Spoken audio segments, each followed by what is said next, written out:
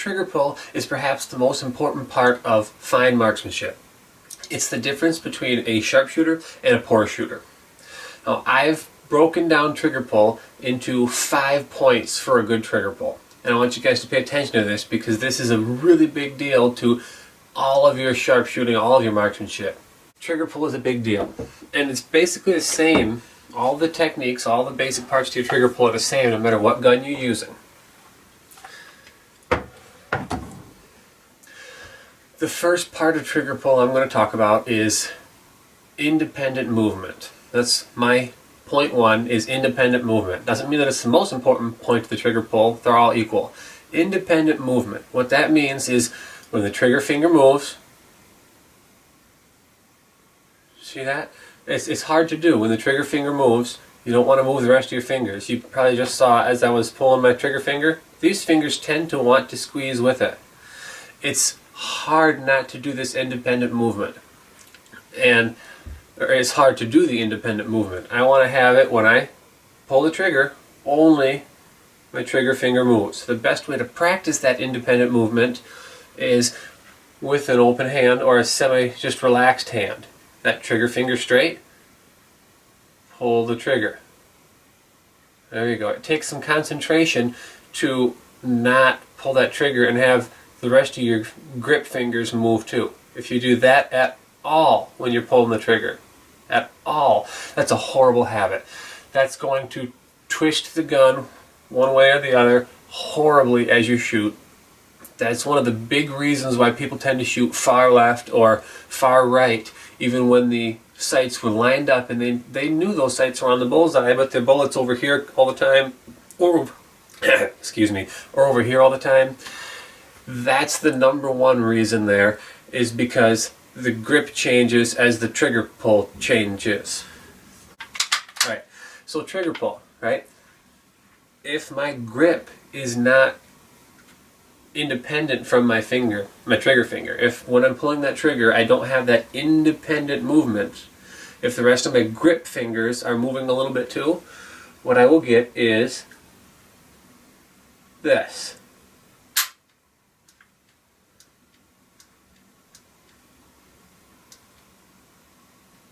See that? It tends to, for right-handed shooters, cause the bullets to shoot left, generally left and high, but at least left. And for left-handed shooters, it tends to cause the bullet to shoot right. It's just the way it tends to go. So, and it doesn't really matter what gun I'm using. It's going to have that same effect. If I'm shooting a good hunting rifle, it's going to tend to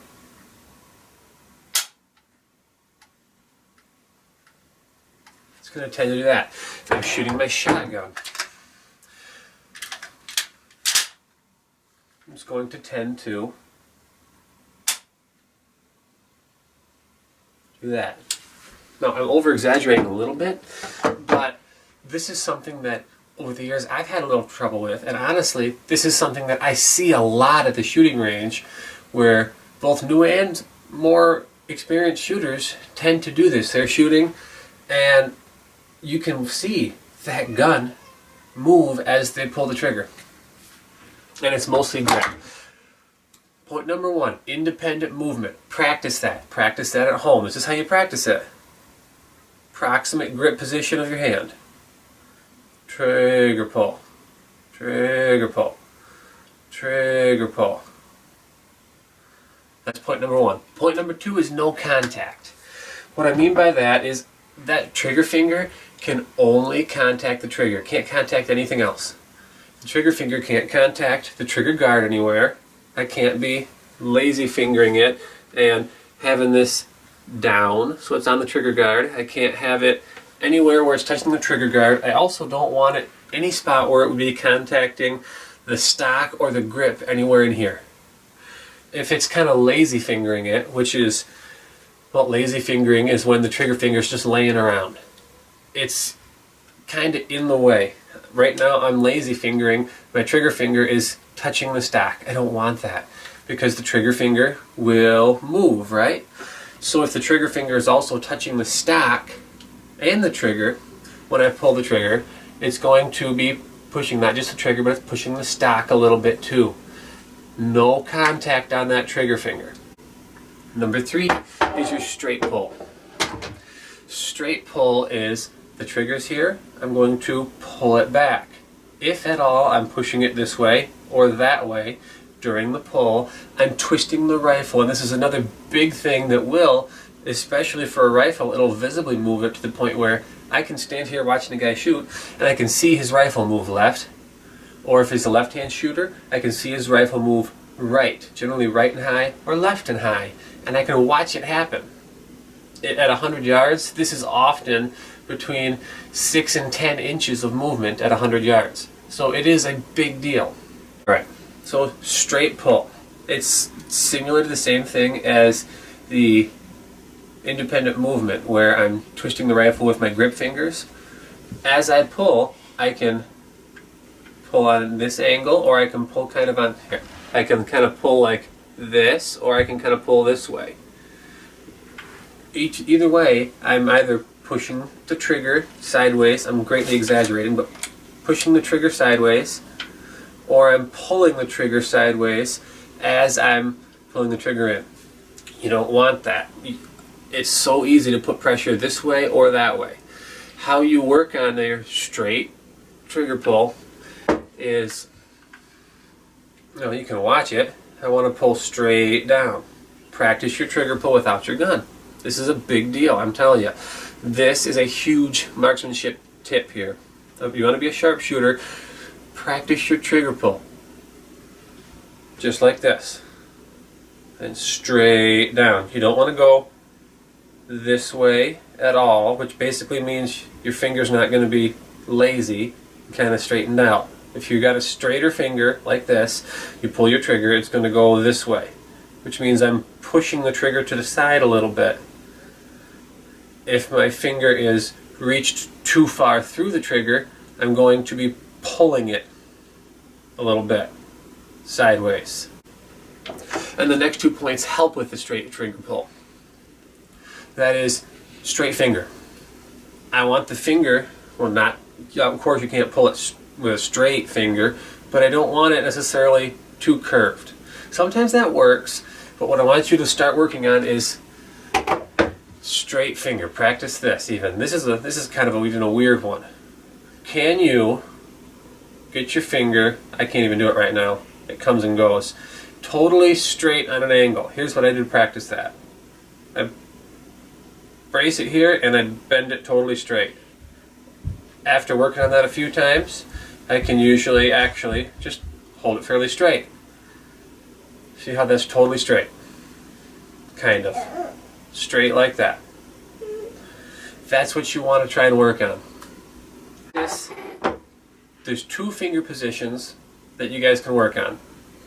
Practice this. This isn't really your shooting position, technically. Some of the marksmanship trainers really are starting to advocate a perfectly straight finger, and it takes practice. It's so weird at first. It basically, in my mind, it's more of a training thing. I use that more to train my finger to be kind of straight. It doesn't have to be totally straight. I shoot more like that. Not perfectly straight, but it's a lot more than just coming in this way. But still, work on that straight finger. The straighter you can keep your finger, the straighter down your trigger pull will be. The straighter back to the trigger your trigger pull will be. The final point that I have for you is overreach. This one is something that I learned first from Jerry Micklick. Overreach. What that means is I want to make sure that my hand isn't too far back. If my hand is too far back, this goes back to the lazy trigger finger, which for a long time was my problem. I fixed that. My goodness, the difference it made to my shooting. Overreach. I want you guys to practice having your hand up higher. You might be used to that. In fact, you might be trying to reach too high up the gun, but generally, the vast majority of the times, us marksmen, and sometimes wannabe marksmen, tend to hold way too far back on the gun. Whether it's a pistol, we tend to kind of let our hands slurk back, or whether it's a rifle or a shotgun, we tend to let our hands slurk back too far.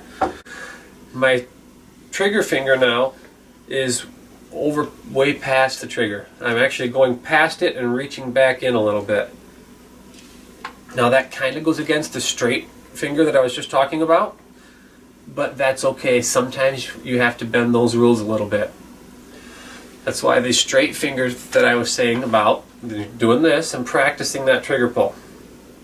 Straight. That's more of a finger dexterity training, helping you to get good finger dexterity and loosening up your finger joint a little bit, than it is actual trigger pull, which overreach helps me to not have contact. If I'm too far back, my whole trigger finger is all the way against this whole portion of the grip. No matter what gun I have, if I'm too far back, I'm contacting the gun too much as I'm pulling that trigger. Yeah, there you go.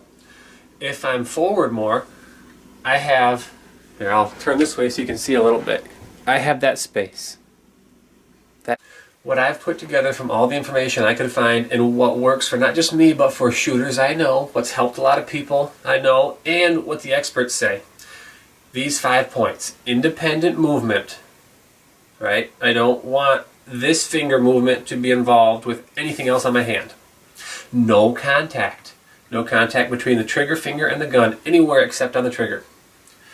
Straight pull. I want that finger to come in straight. Where it's contacting on the trigger, generally right around the pad of the finger, plus or minus. I want a straight pull. Straight finger, more or less. At least practice this perfectly straight finger that I'm doing. And I still usually have to hold my last knuckle in place here and then pull straight. But that's after a while you can kind of hold it and do it on your own like that. That's a great dexterity technique just to work on your finger dexterity. And your overreach. So once again, independent movement.